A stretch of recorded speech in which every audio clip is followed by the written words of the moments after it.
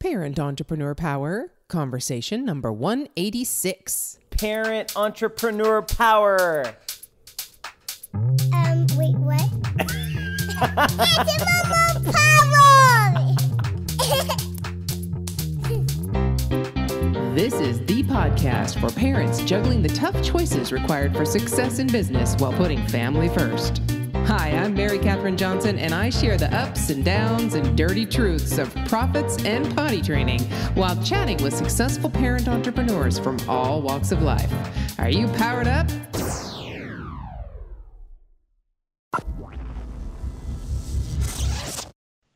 Hey there, Power Parents. Guess who? Mary Catherine Johnson here. You know that. And I can't wait to introduce to you my guest, Pamela Gold. And she is the author of Find More Strength, 5 Pillars to Unlock Unlimited Power and Happiness. I think we need to talk. Hello there, Pamela. How are you? I'm great, Mary Catherine. Thank you so much for having me on today. I'm really glad you could fit us in. I know you're kind of traveling and in different parts of the country, and I'm very happy to welcome you to good old California. So Thank you. Yeah. So, okay. We always start in the same place, and we always ask our guests to share with us their once upon a time story. So how did you get into this whole gig of parenting and entrepreneurship? Which came first, the kids or the business? Well, I think in general, business came first for me. I've always been an entrepreneur or kind of in a smaller startup, taking company public kind of place professionally. So my once upon a time story is that I went to Yale University. I grew up on a farm, first of all, and then I went to Yale University and ended up in the business world. I was the point person on an IPO at the age of 24. And then I was then right hand to Josie Notori, who's a fashion designer. So I was in first the restaurant business and then the fashion business. And then I had my kids. And when I had my kids, it was a pretty easy choice at that time to take a break from the workforce. I luckily had the flexibility with my husband to do that.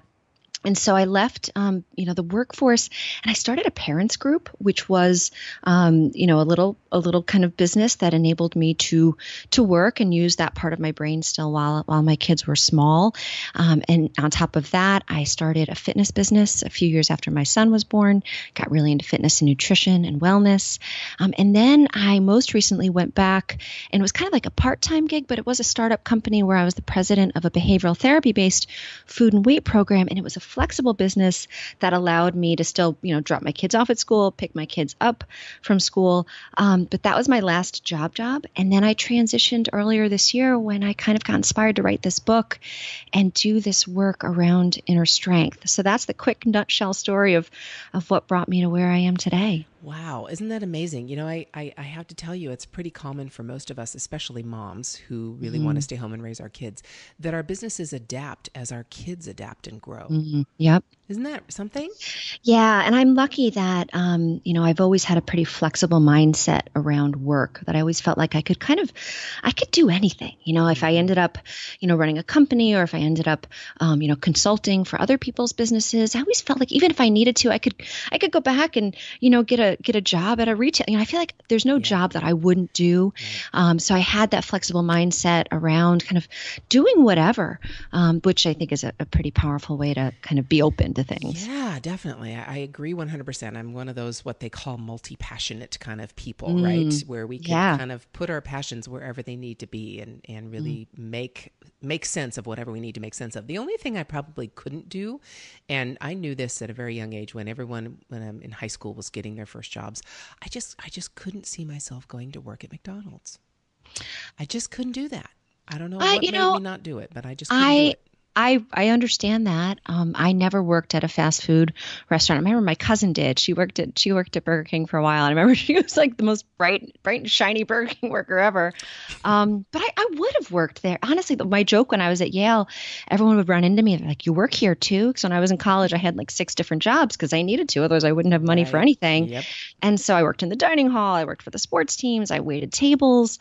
So for me, I don't think there's anything that I wouldn't do as long as it wasn't out of alignment with my kind of moral code, right? My moral compass. I wouldn't I wouldn't do something that felt like it was out of alignment. Definitely. Which Wow. McDonald's for some people I could see. It isn't. It isn't. You know, my degree is in nutrition and food science, and I just couldn't do it. I didn't know that as a young person. As a young person, I didn't yet have the knowledge around nutrition. I have it now, which is why I wouldn't work there under my moral compass. But Right. or maybe I'd work there and try to make it better. Try to change it. I know. Yeah. Let's not use this. Fresh, Unless real Oh, food. yeah. I don't think you'd work there very long if you tried to change that. Yeah. Oh my gosh. Okay. So I have to jump into this whole unlimited power in this internal, yeah, because let me tell you, that's exactly where I am right now. It's really so amazing, the transition of our culture and the ability to get information out into the world quickly, easily, and it's so accessible for people. So powerful. Yeah. So take me through this. So tell me a little bit more about your book and where this came from. So you said just like this beginning of this year going on this journey of this book. Where did it come from? Believe it or not, I wrote the book in about 2 weeks. Wow. Last year I started to get clarity that this was my life's work, that I never really felt that creative. Like I said, I felt like I could consult for other people, but I hadn't really tapped into my own creativity all that much. And last year was when it really started to become clear that this was what I wanted my life's work to be, to share this wisdom around, kind of like deeper kind of light and love, right? Like how we could, tap into our deeper passions, tap into, sharing, love and being empowered to be happy and to be strong. So that became clear last year, and I started kicking around different book ideas or different business ideas. But then in December of last year, there was kind of, my husband had this work crisis, and I was watching it unfold, and it became really clear to me how I could explain what I've learned about inner strength and this deeper wisdom, explain it from this perspective of finding more strength that we understand physically, because I'm really into fitness and I'm all about, working hard in the gym and getting strong physically. And we understand if you work hard, you practice, you will make progress. Like you may never be the strongest person, lifting bicep curls, whatever, but if you practice, you make progress. And we know the same thing about mental strength, that if we practice, if we study, if we do these games, we will get stronger. And inner strength is the exact same way. There are 5 areas that I've kind of crystallized in the book that if we practice these 5 areas, we will get stronger. We may never be, the strongest. We may never be, a Zen monk, right? But if we practice, we will make progress, and practice all day when it's easy. So when life throws something really hard at you, you can find that strength, and it's more on autopilot, and you have that natural reaction with strength, with clarity, with grace to handle life and rise up from these challenges quicker, with more clarity than if you hadn't been practicing in these 5 areas. So that's the crystallization of it. And then the book just, like I said, 2 weeks, it just flew out of me. And I self-published it.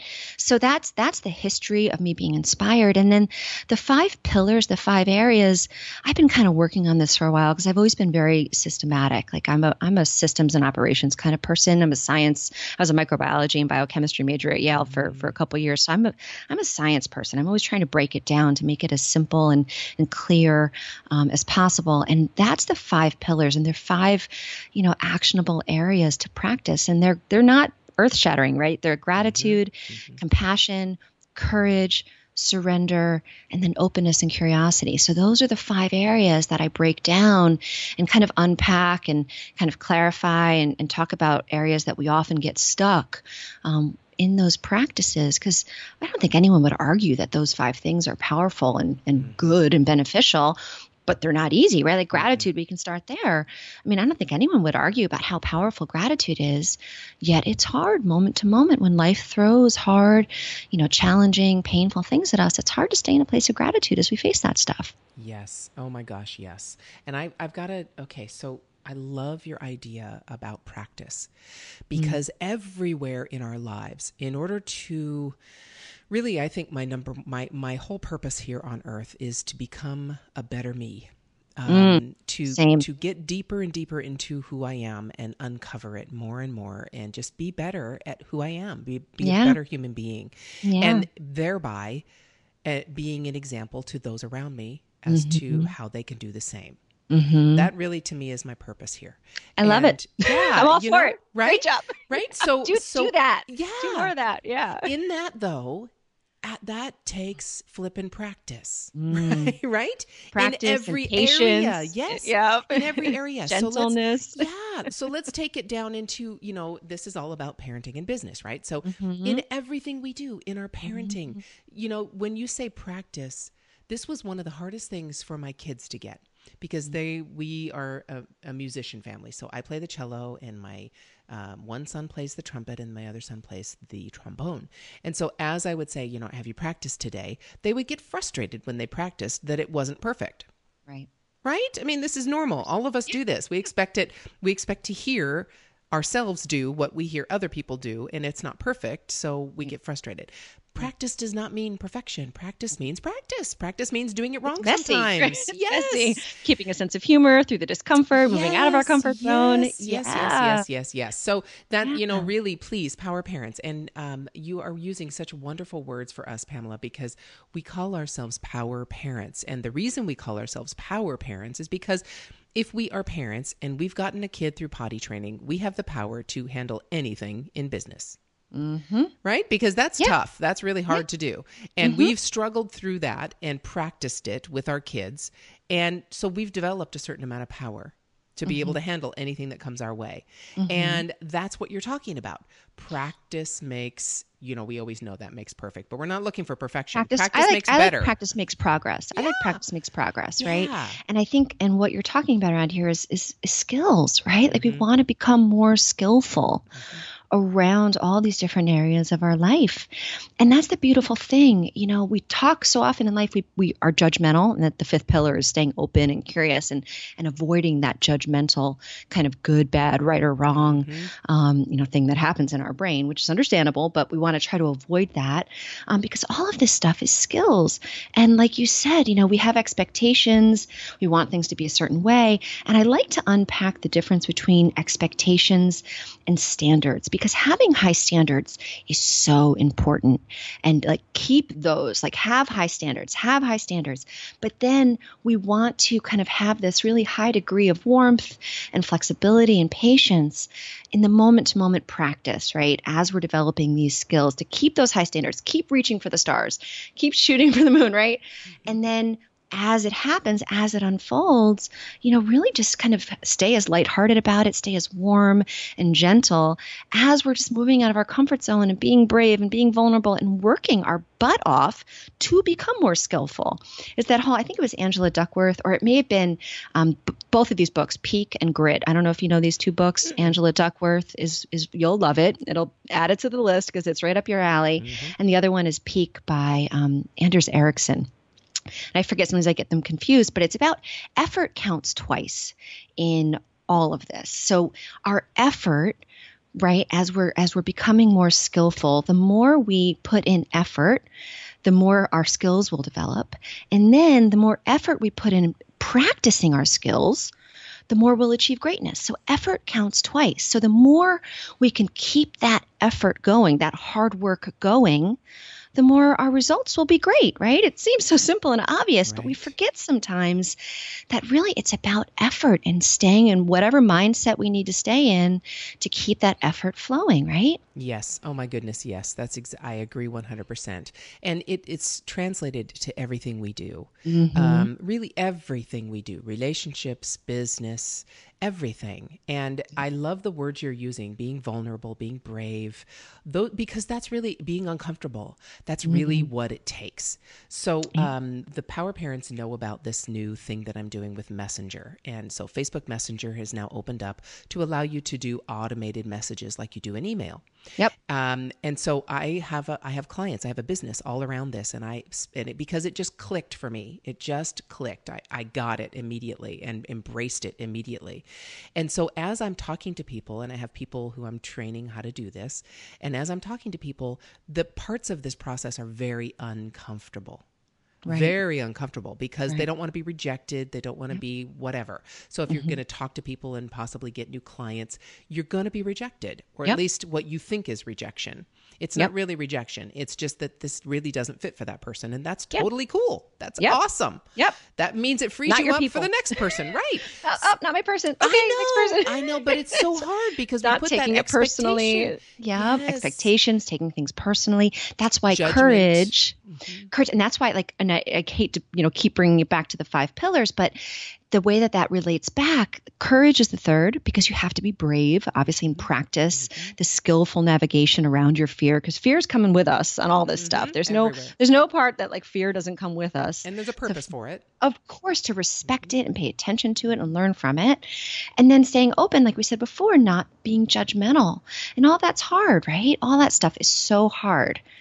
I love the Facebook Messenger. It's such a great way to stay connected and support people. Wonderful. So it's so great that you're doing that. It's so engaging. It's so personal. It's so fun because really that's the way we communicate now. I want to get on it. So you really need to. Yeah, we can talk. No, I mean, I want yours. I want to get totally. whatever you send out. I'm sure it's awesome. It is so fun. It is so fun. I love inspiration. But let's go back to that though. So is there some little piece of advice you can give someone or some tool that they can use to remind themselves to be in that mindset, to be in that brave or courageous or accepting or whatever, that mindset needs to be? Is there, when that comes up for them, what should they do?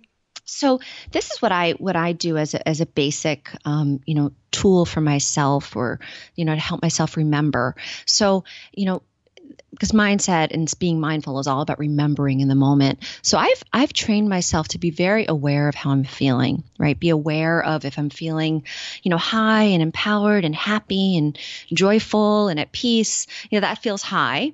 And if I feel myself drop, if I'm feeling frustrated or overwhelmed or scared or angry or guilty or ashamed, that kind of lowness, the first thing is to tune in to be aware of that.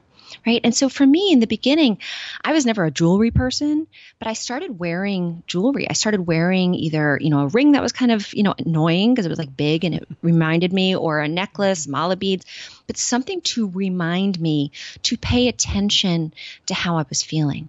And then if I felt myself drop, accepting that and loving that, and then being like open and questioning, like, isn't this interesting? I felt myself drop. What's up with that? And then the 5 pillars, I literally think of it like a star and like 5 points on the star. And I just go all around and do a quick touch base. Like, am I feeling grateful? Am I feeling compassionate and like open-hearted, lovingness, that open-hearted feeling? That's how I define compassion. It's not in our head, it's in our heart. Am I feeling brave? And if I'm not, then okay, I'm not, and just keep going around, because then surrender is if you're fighting something that is out of your control, and then being open and curious. The thing about all 5 of these pillars is that they all support one another. So if we get stuck in one, if we go to the other one and practice the other one, it'll loosen up where we're stuck. And so at any given moment, there's always like tools in my toolbox, because I've got those 5 pillars that I can do a quick touch base on and kind of just rotate around and be like, no, right now I am really angry. I'm not feeling grateful about what just happened. And I'm like really stuck, right? Because we're human. At some point, we're going to get stuck, feeling angry. Someone wronged us. Someone did something that was so unfair we didn't deserve. And we get stuck in our head in that closed, judgmental place. And then I can go around and be like, well, am I feeling grateful? Nope, not feeling grateful. Am I feeling compassionate? Nope, not feeling. You go around, you're like, no, I'm not. And then you can start using different tools. Well, I'm going to try to maybe do a gratitude exercise where I feel things that I'm grateful for and see if that loosens things up. I'm going to see if I'm being closed-minded, if I can look at it from different perspectives, if I can look at it. So there's so many different specific tools then once you have that awareness. So I kind of jumped around. From a first standpoint, having something to remind yourself to be mindful, right? Because it's all about being aware of what you're paying attention to. Because if you're not even aware of what you're paying attention to and how you're feeling, then you're going to be on autopilot and you're going to have to look back on what you did and be like, oh, so just that mindfulness and remembering. So that remembering jewelry, for a while, I used to joke like every week there'd be a new like temporary tattoo on my wrist, right? Like just so like I had it there to remember what I was working on, at that period of my life, right? Whether it's like for a while I was into like love, laugh, learn, create, inspire. And like, I always wanted to be in one of those buckets, but then new ones. And, but so, find what works for you to remember to be aware. Remember to be aware of what you're paying attention to, whether it's jewelry, whether it's, maybe a string around your wrist or a special ring, and mix it up, because we get on autopilot. Like a ring will work for like a week and then you're used to it and won't work anymore. So then you got to go to a bracelet, or you know what I'm saying? But having something to stay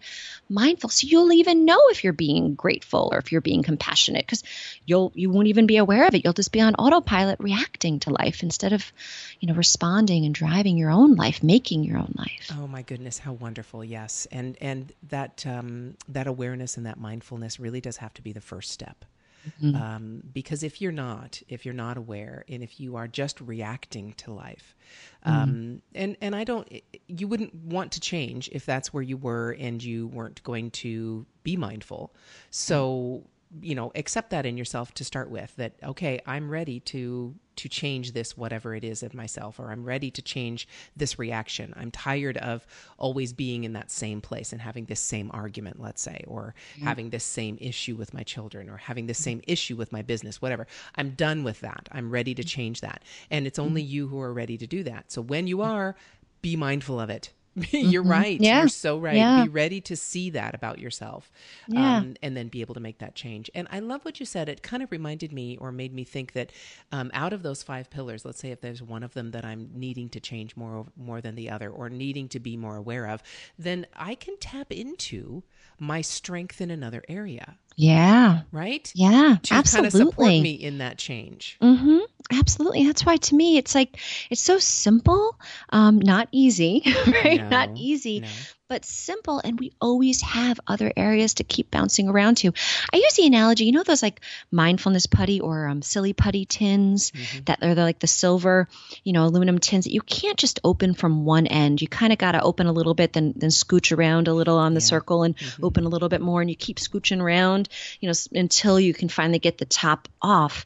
That's the way that I look at this growth and this work, that hopefully you don't get frustrated opening those tins, because you can just kind of keep circling around, and eventually you'll get the top off. It may take 20 times going around the tin, but eventually you'll get the lid off.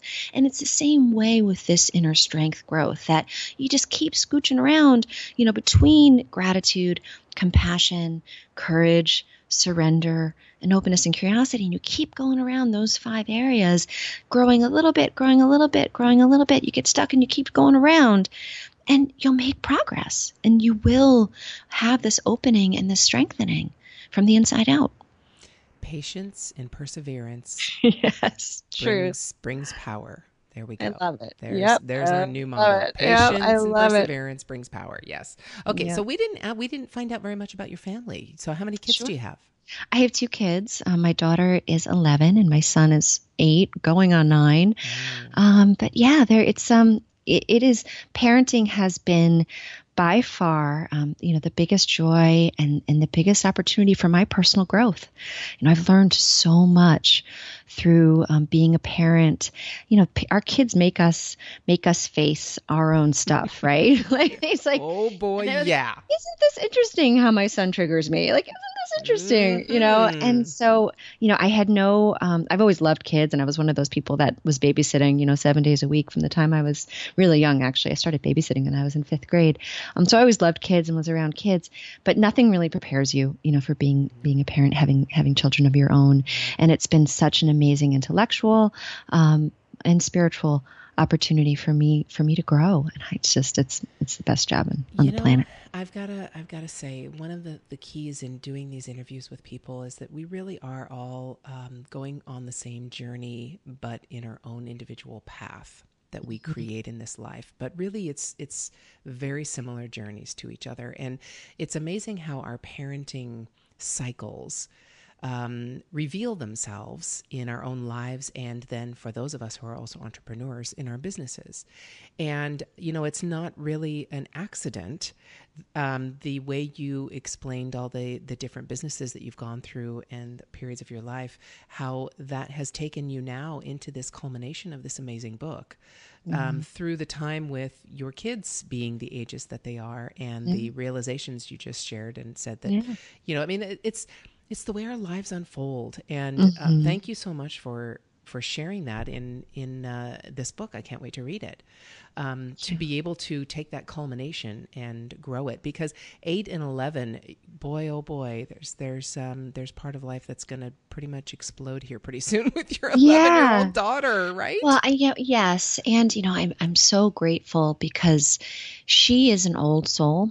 And so as I've learned the things that are in the book, she's come right along with me on that journey. And so she understands things that I just learned last month, and she processes it and she gets it. So she, it's going to be really interesting to see how she takes that and then builds on it for herself. And that's one of the coolest things about being a parent as well, is that you can see this evolution in action. Like you can see how your children are really, the combination between their two parents, they can take, because my husband's very different from, than I am, and not as much on this inner path.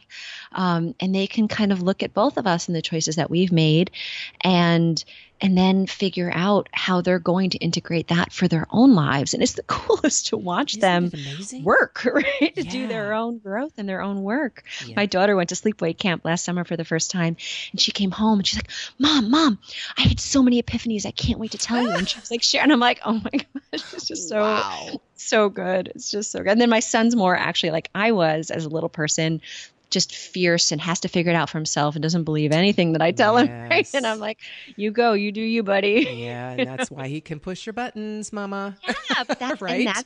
And it's been so cool to do that deeper work on my own issues. Like, well, what is it? The deeper levels of not being respected, not being heard, that then enabled me to get to a deeper, place of awareness on how it really all unfolds and how I can get to a deeper place of inner strength and inner power. Wow. So cool. So that's wonderful. Thank you so much for sharing that, because we are all on that path. And I agree 100%. My kids have taught me more about myself than anyone on the planet, really, because I was open to it and saw what I needed to change about me. Yeah. And the opportunities, right? Yeah. It's just all opportunity. There's no, I really try to hammer into that, like you said earlier, just accepting wherever you are, just love wherever you are. And just see every challenge and every pain point as an opportunity. Like, isn't this cool? Like every time something painful happens, I'm like, literally, I've retrained my brain to just instantly be like, this is so great. In the face of intense pain, you're like, this is an opportunity. The more pain, the more the opportunity for growth. And yes, our kids give us that.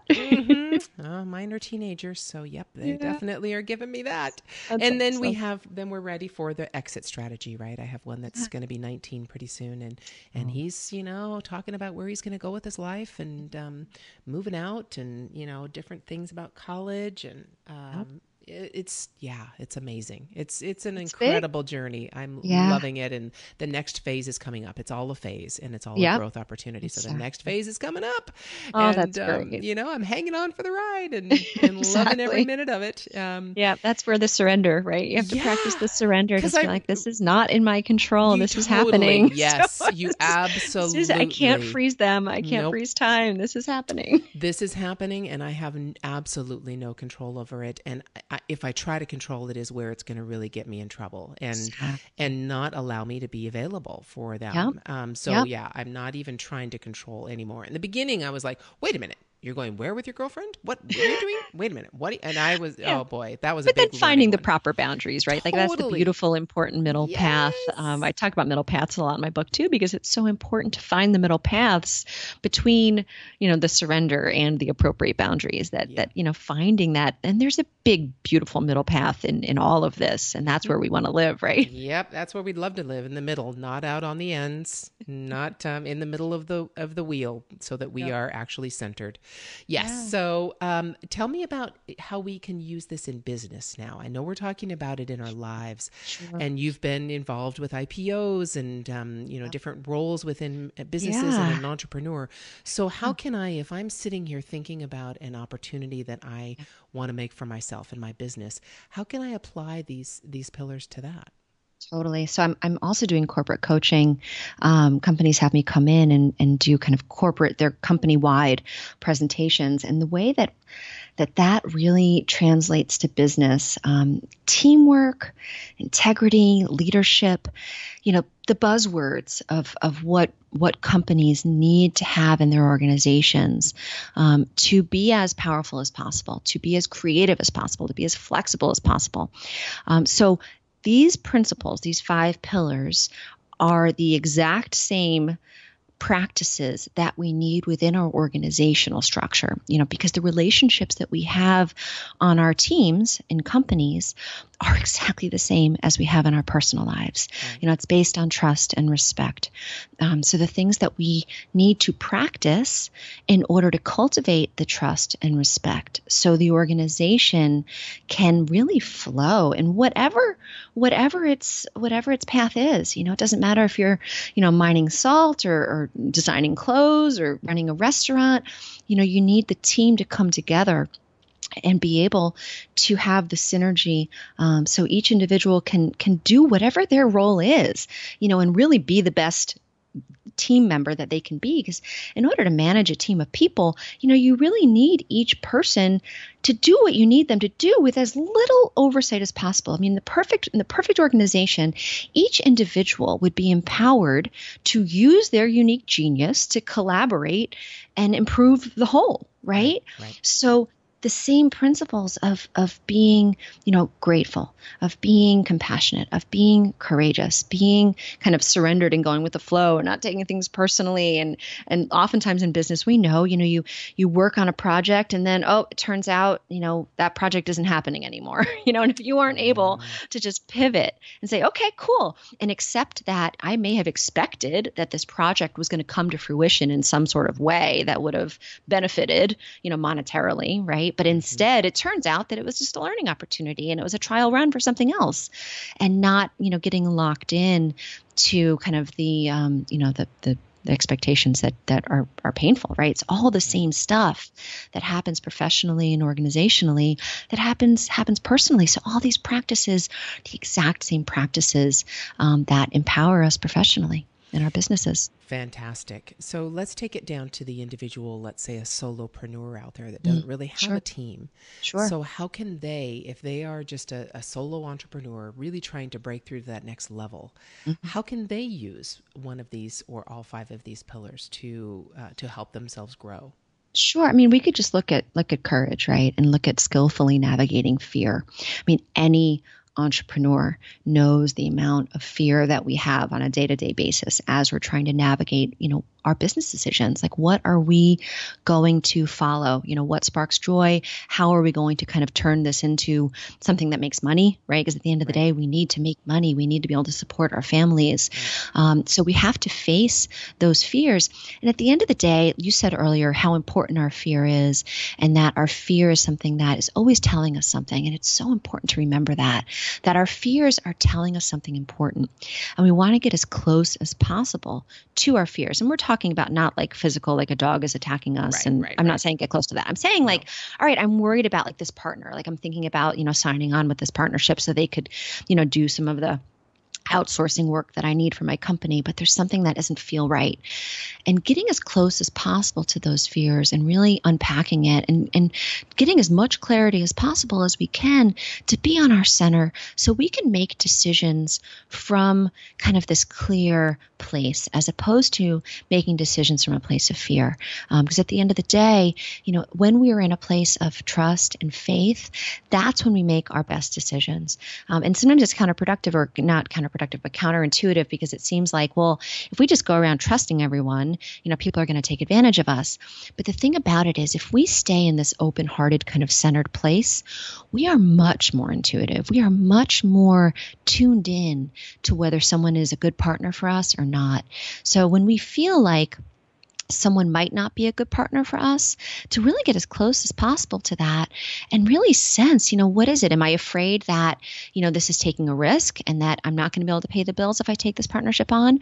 Or is the fear coming from something that they said or did that just seems like it's out of integrity, out of alignment?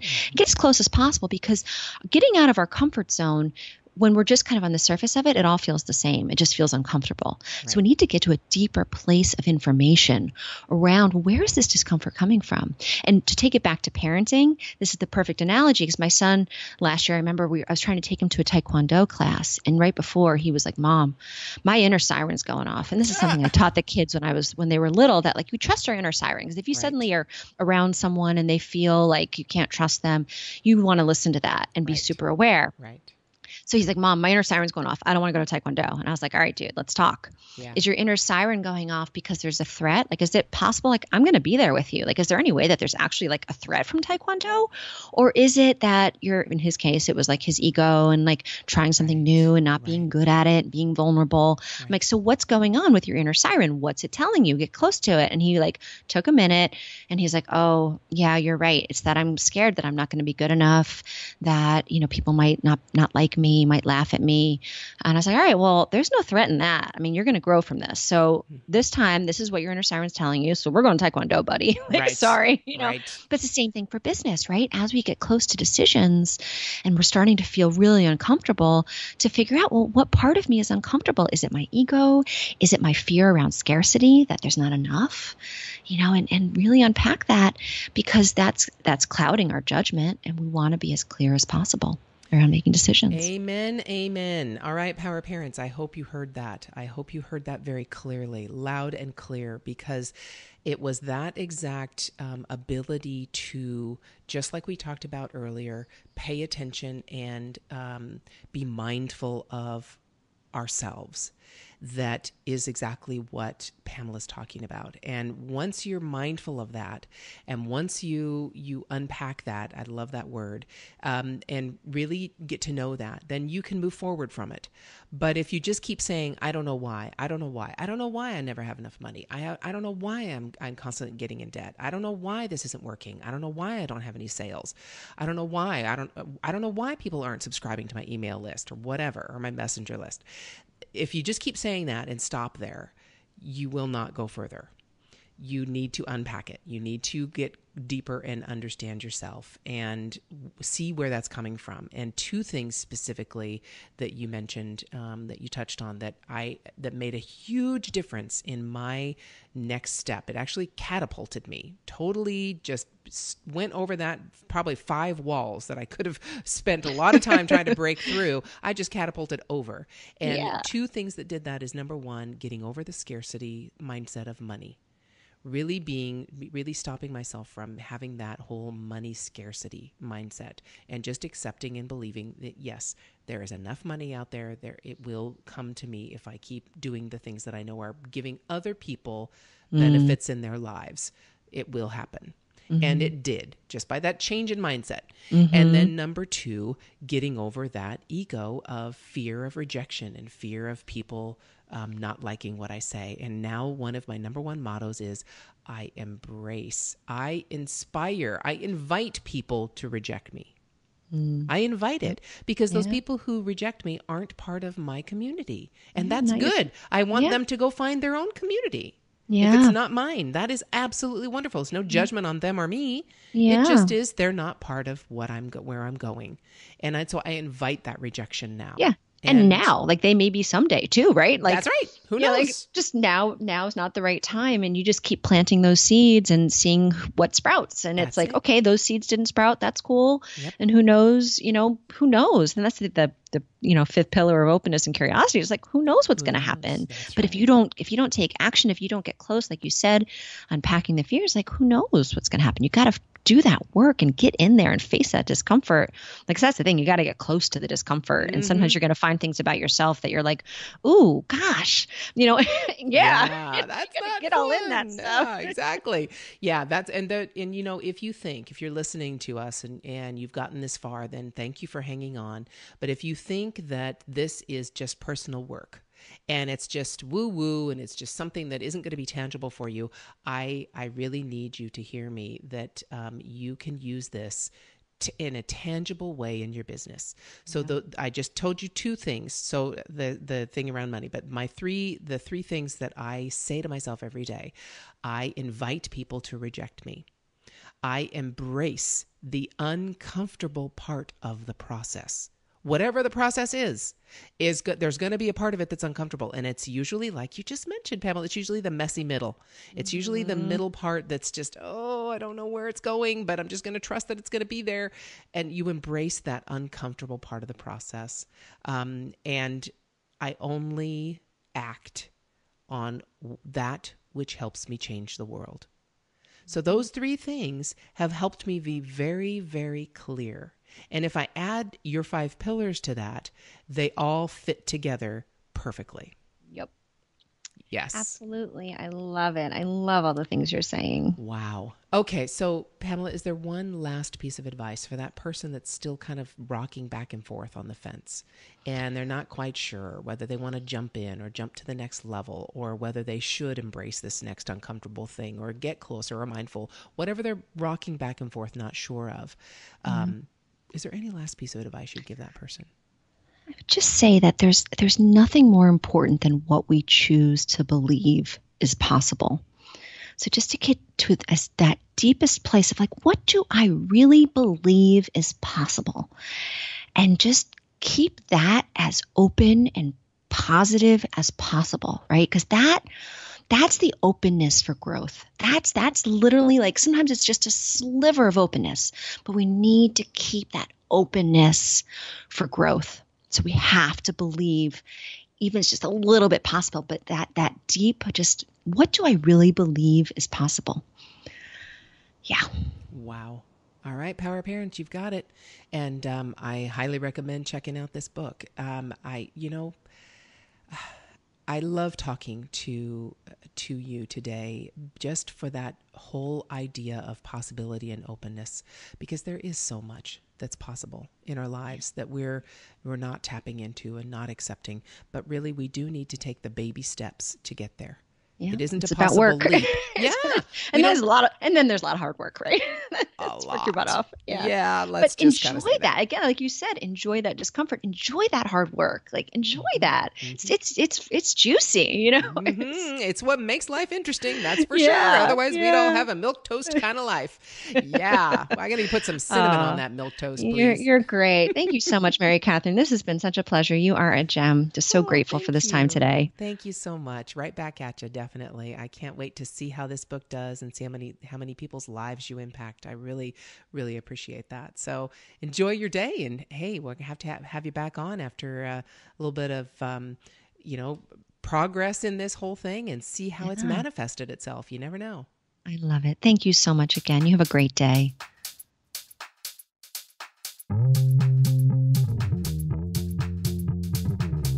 To get powered up for your day, just go to parententrepreneur.power.com and listen to any one of the over 100 episodes we've had so far with amazing entrepreneurs just like you. It might just help you feel like a grown-up again.